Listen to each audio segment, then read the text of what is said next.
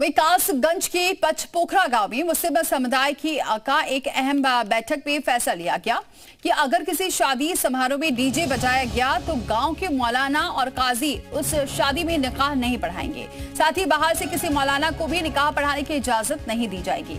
ये फैसला गंज डिडवारा थाना क्षेत्र के गांव पचपोखरा में गांव की मस्जिदों के मौलानाओं और काजियों द्वारा लिया गया है। पचपोखरा डिस्ट्रिक्ट कासगंज में जी ये डीजे के ताल्लुक से हुई है। डीजे शादियों में बजाया जाता है, नाच गाने होते हैं, तमाशे होते हैं जी। उन तमाम चीज़ों को खत्म करने के लिए ये पंचायत की गई, ये प्रोग्राम हुआ और तमाम लोगों ने मिलकर अहद किया कि हम इसको खत्म करेंगे। अच्छा, फजूल चीज़ें हैं उनको हम खत्म करेंगे, गाँव से बुराइयों को खत्म करेंगे। तो शादी में डीजे बजा तो निकाह नहीं होगा, कोई भी मौलाना और काजी नहीं पहुंचेगा। यहां तक कि कहीं और से भी किसी जगह से भी अगर मौलाना काजी को बुलाया जाता है तो वो भी इजाजत नहीं होगी। तो डीजे वाली शादी में नहीं पढ़े जाएंगे निकाह। ये फरमान सुनाया गया है कासगंज में, जहां मौलानों ने निकाह से इनकार किया है। मुस्लिम स्कॉलर हमारे साथ जुड़ चुके डॉक्टर जीनत अंसारी जी, बहुत स्वागत है डॉक्टर जीनत जी हमारे साथ जुड़ने के लिए। डॉक्टर, कैसे आप इस पूरे मामले को ले रहे हैं? जो डीजे नहीं बजाएंगे, अगर कोई डीजे बजाता है तो वहां पर ना ही कोई मौलाना जाएगा, ना ही कोई काजी जाएगा, निकाह नहीं हो पाएगा। कैसे देख रहे हैं इसे आप? क्या ये फैसला सही है? नहीं, ये फैसला बिल्कुल सही नहीं है, गलत है। देखिए, ये जो होता है शादी का माहौल होता है, खुशी का माहौल होता है, कोई इसमें गम वाला तो कोई ऐसा कोई कारण नहीं होता है। तो खुशी आदमी अपनी जाहिर करता है, लेकिन वो डीजे बजा रहा है और वो अपने डांस कर रहा है तो उसके अंदर क्या बुरी बात हुई है? मेरी नजर में तो कोई बुरी बात नहीं है डांस करना या अपने घर में डीजे बजाना। उसको हंसी और आदमी सिर्फ किसी के मरने पे तो जाहिर सी बात है डीजे नहीं बजाएगा, किसी खुशी में डीजे बजाएगा। उसमें ये हर छोटी छोटी बात पे इन सब पे फतवा लगाना ये बिल्कुल गलत बात है। उनको बल्कि इन सब चीजों से हटके उनको तो ये सब चीज करनी चाहिए। लेकिन डॉक्टर जीनत, अब तो ये फरमान सुना दिया है, तो क्या ये मानना चाहे कि कासगंज में ऐसा होगा या फिर इसका विरोध करने के लिए भी कोई तरीका है? नहीं, इसका विरोध किया जाएगा, क्यों नहीं विरोध किया जाएगा। इसका विरोध करने का यही तरीका है कि जैसे भी है कि मौलानाओं से उनसे वो मौलाना नहीं करेंगे तो उनका बायकॉट किया जाएगा, उनका हम लोग भी मौलाना का बायकॉट करेंगे और उनसे दूसरे मौलानाओं से जो भी है वो निकाह कराएंगे। अगर ऐसा भी कुछ नहीं होगा तो मतलब कि अगर ये एक उसका एक सोल्यूशन ये भी होता है कि शादी में डीजे बज रहा है, उसका सोल्यूशन ये भी होता है कि वो शादी से एक दिन पहले निकाह करा दें। एक दिन पहले निकाह करा के उनको फिर जब शादी वाले दिन डीजे बजाना हो डीजे बजा दें। वो उसमें शामिल ना होने कौन कह रहा है शामिल? और जिस टाइम निकाह होता है तो उस टाइम तो डीजे नहीं बजता है, वो तो उससे पहले डीजे बजता है, उससे पहले प्रोग्राम। ठीक है डॉक्टर जीनत जी, आप हमारे साथ बने रहिए। हमारे साथ जुड़ चुके हैं मुफ्ती अताउर रहमान मौलाना, बहुत स्वागत है हमारे साथ जुड़ने के लिए। मुफ्ती जी, आप इस पूरे फरमान को कैसे देख रहे हैं कि क्या निकाह में निकाह कराने के लिए जब कोई निकाह करने जा रहा है तो डीजे बजना चाहिए या नहीं बजना चाहिए?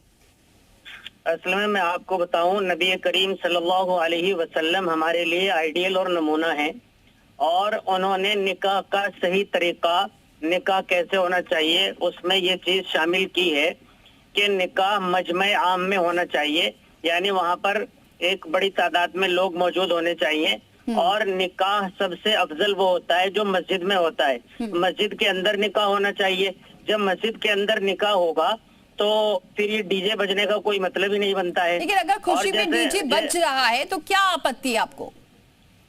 नहीं, खुशी में डीजे पर तो मौलाना जुल्फकार साहब या जिन्होंने भी बयान दिया है उन्होंने खुशी की बात तो की नहीं है कि खुशी में बजाना चाहिए या नहीं।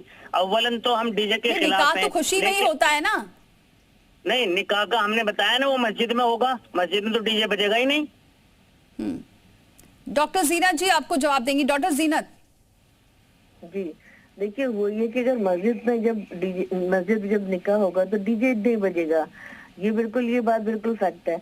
तो फिर अगर कोई अपने घर में बजा रहा है, खुशी का इजहार कर रहा है, तो इसमें मौलाना को क्या प्रॉब्लम है? मुझे समझ में ये नहीं आ रहा है। उन्हें कौन कह रहा है? मौलाना ने किसी के घर में डीजे बजने के बारे में कहा ही नहीं है। उन्होंने कहा है जिस शादी हॉल में डीजे बजेगा वहां पर हम निकाह नहीं पढ़ाएंगे। तो नहीं, वो मैंने कहा है ना कि वो उसमें डीजे हॉल में बजेगा तो उसमें उससे पहले निकाह हो जाएगा, निकाह तो उससे पहले हो जाएगा।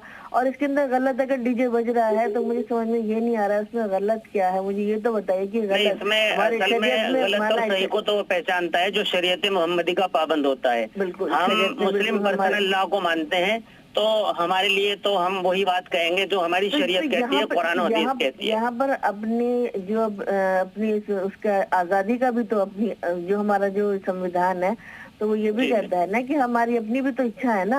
आप कैसे किसी की इच्छा को आप किसी की रोक सकते हैं, किसी के मन को कैसे मार सकते हैं आप किस तरह से ये कर सकते हैं?